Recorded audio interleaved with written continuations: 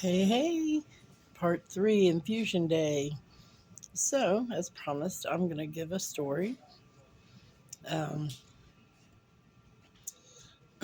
I spent many, many years in New Orleans, and I'll never forget the time I was going through my head because I had to re license as a CNA and a QMA in the state of Louisiana. So, I was on my way to this hospital to take my test to be recertified in the state. So, I'm walking along just and I'm looking down and I'm not paying attention and I'm totally new. So I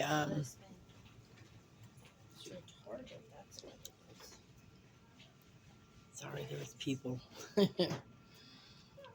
So all of a sudden it felt like I hit a brick wall. Boom.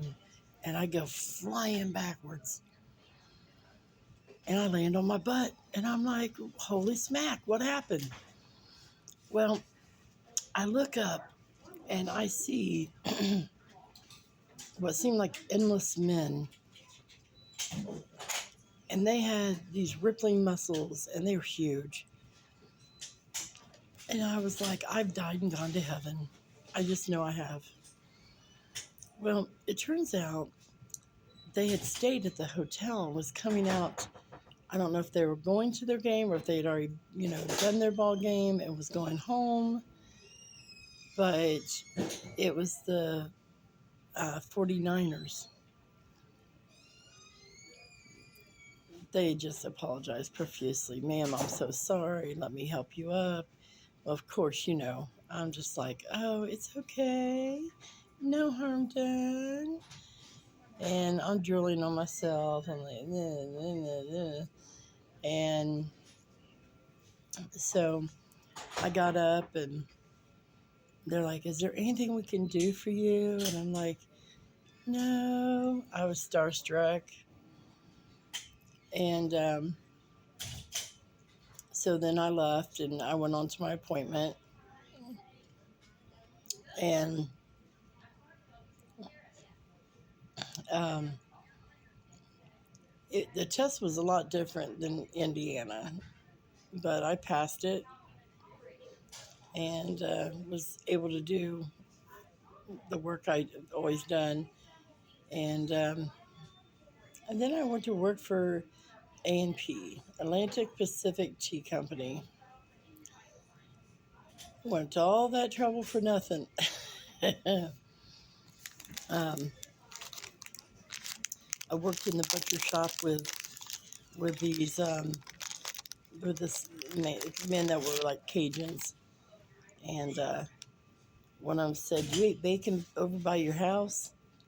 And I go, "Well, I don't know by my house, but in my house I do." Just being funny. Oh, they almost got mad at me.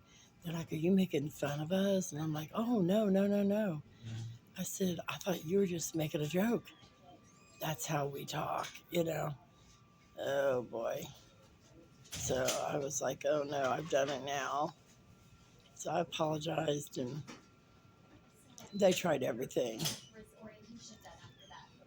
They tried literally everything to run me off because, God forbid, in this butcher shop, that was union, there should be a woman working there.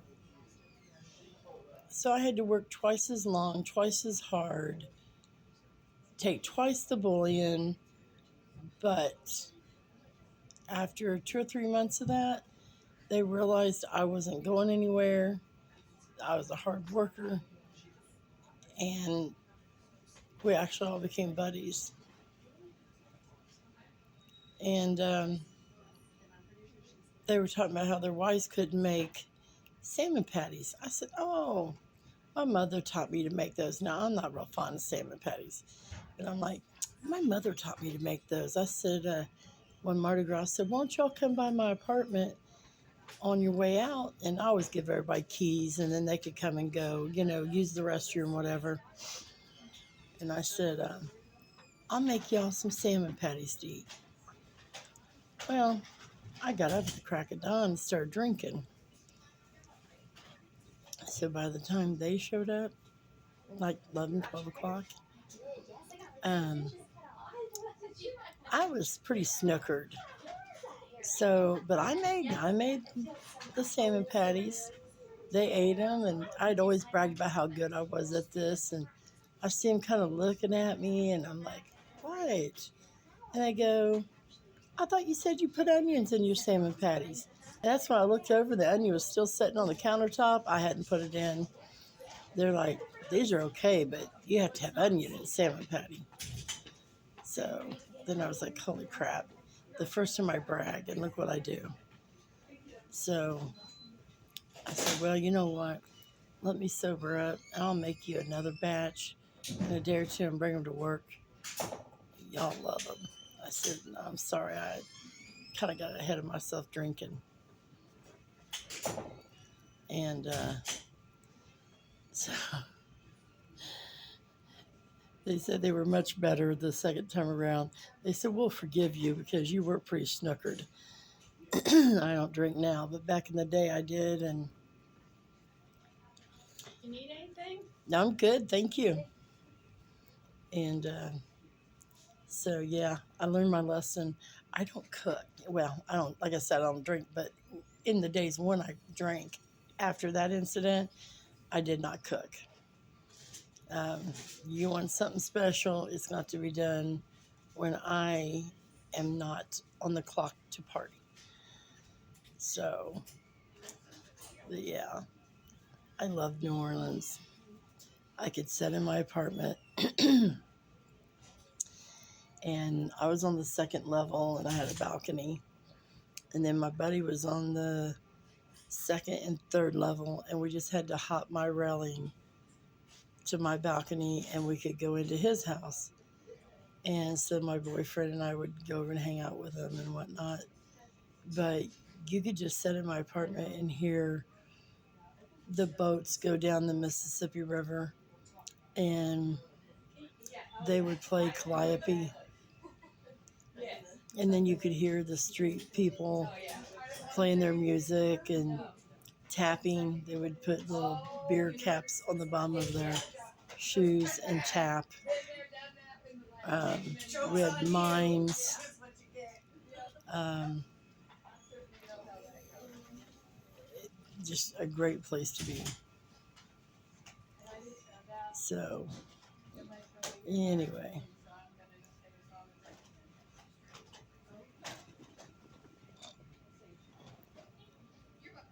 sorry, I was trying to see my camera. Um, and food. Okay, I am so picky at this point in time in my life. But when I was in my 20s and 30s, I pretty much would eat anything, with the exception of gumbo. I don't like the filet in it. I think that's what it is I don't like. But I would eat etouffee. I would eat red beans and rice. I mean, they would just have the best broiled crawfish. Um,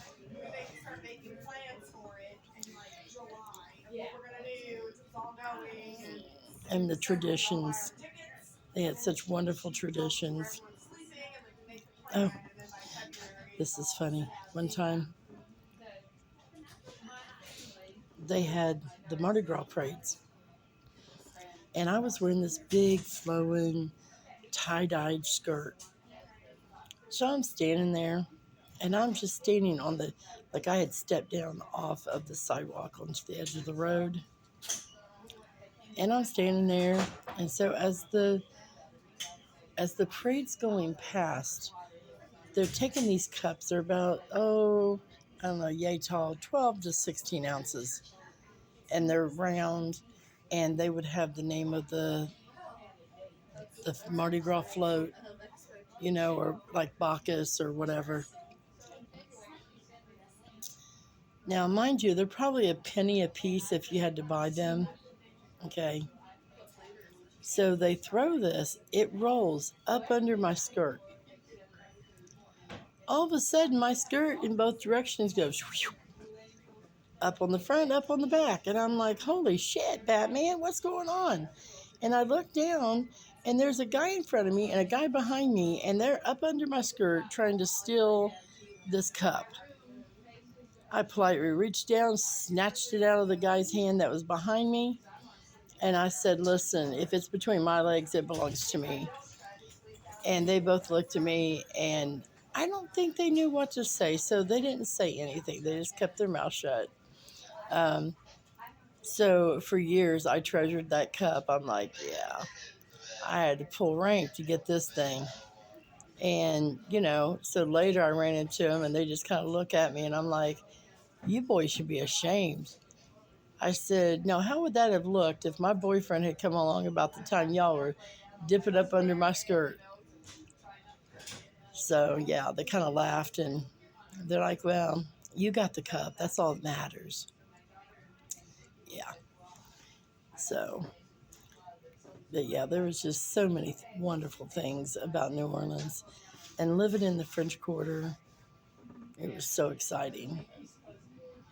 That was a lifetime opportunity that I will never regret as long as I live.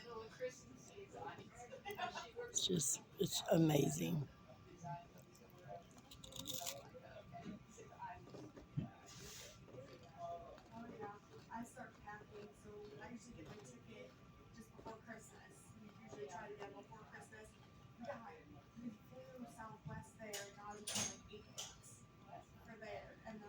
So, um, it was just beautiful. Like, they had open restaurants, and you could be sitting there eating, and in would come the birds and pigeons. And of course, me being an animal lover, you know what? No matter what, they got a bite of something of mine. Um,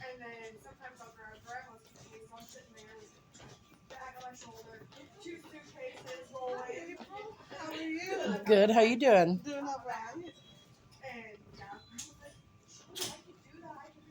So, I've lost stars too. Okay, honey. Yes, ma'am. Okay, we're moving along. Got about 43 minutes. All right. All right. If you need something, let me know. So,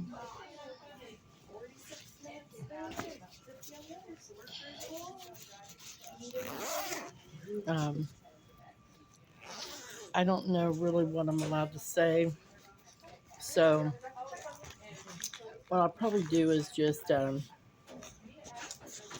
until I'm aware of what I'm allowed to say on here, what I'm not, I probably won't mention exact names.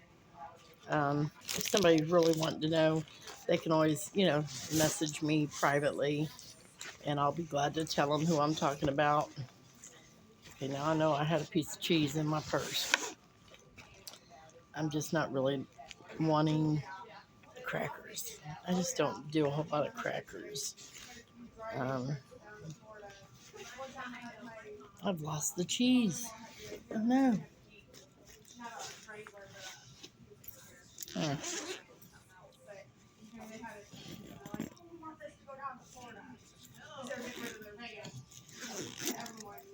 Well,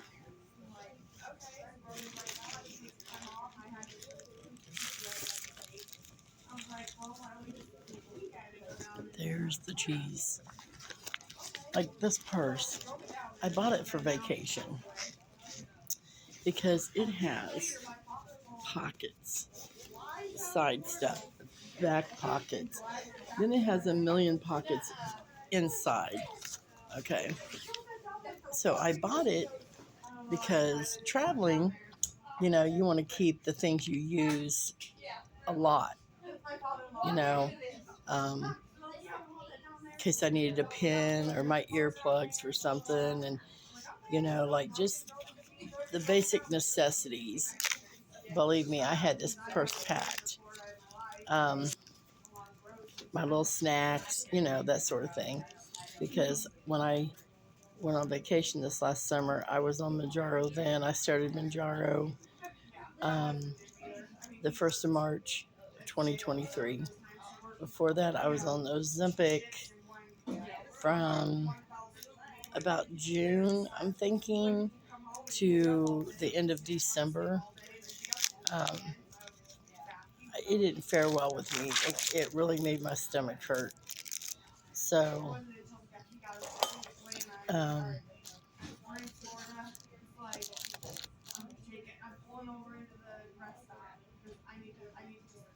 but yeah, I took my Mounjaro with me, and so I was talking about. Oh, I love doing that. That just makes my day. I like playing with my food, I guess.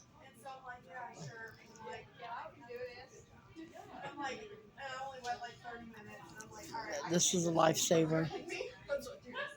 Um,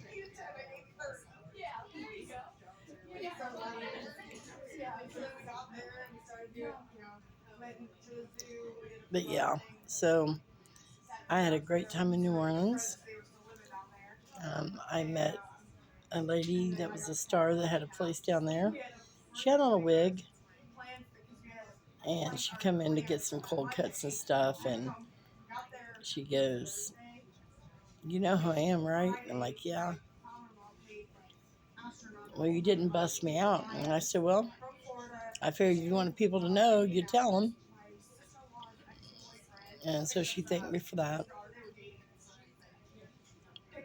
And then a gentleman that's famous,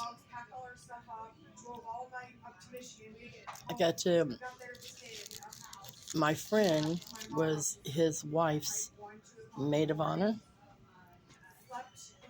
And he would, when he was in town, he would stop and say hello to her and have a beer with her, whatever. And I got a call one day at work, and the place they would have the beer was right behind us. So, take a lunch break, he's here. So, I told my boss, I said, "I'm going to have a beer." "You can't have a beer and work." I said, "Watch me, y'all do it all the time, I'm sure." So, I went and I didn't drink a whole beer, but just more or less held it, had a couple of sips to whatever. Um, but I got to meet this star, very, very nice man. Um, a dude that sings. We sat in a bar, and I had a beer with him before I realized who it was. And, he was like, "It's nice to have people that can just sit and chit chat with you and not be all starstruck." And I'm like, that's when I'm like, starstruck. I started looking at him, and I'm like, oh, to myself. I was like, okay. So, like, hey.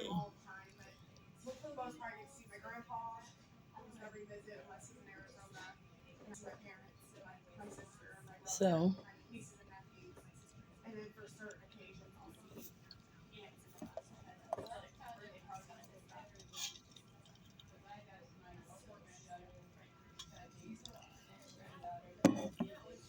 anyway.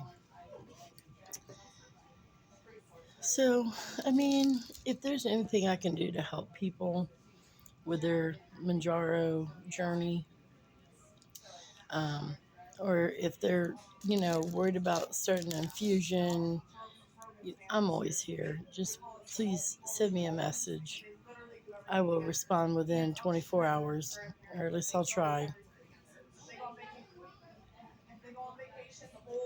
Um,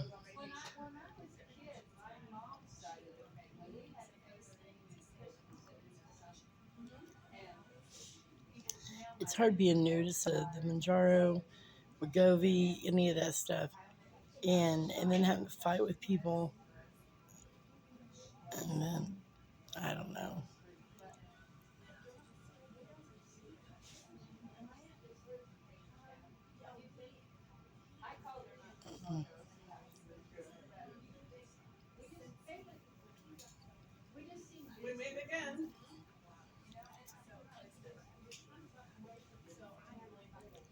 These people are so nice.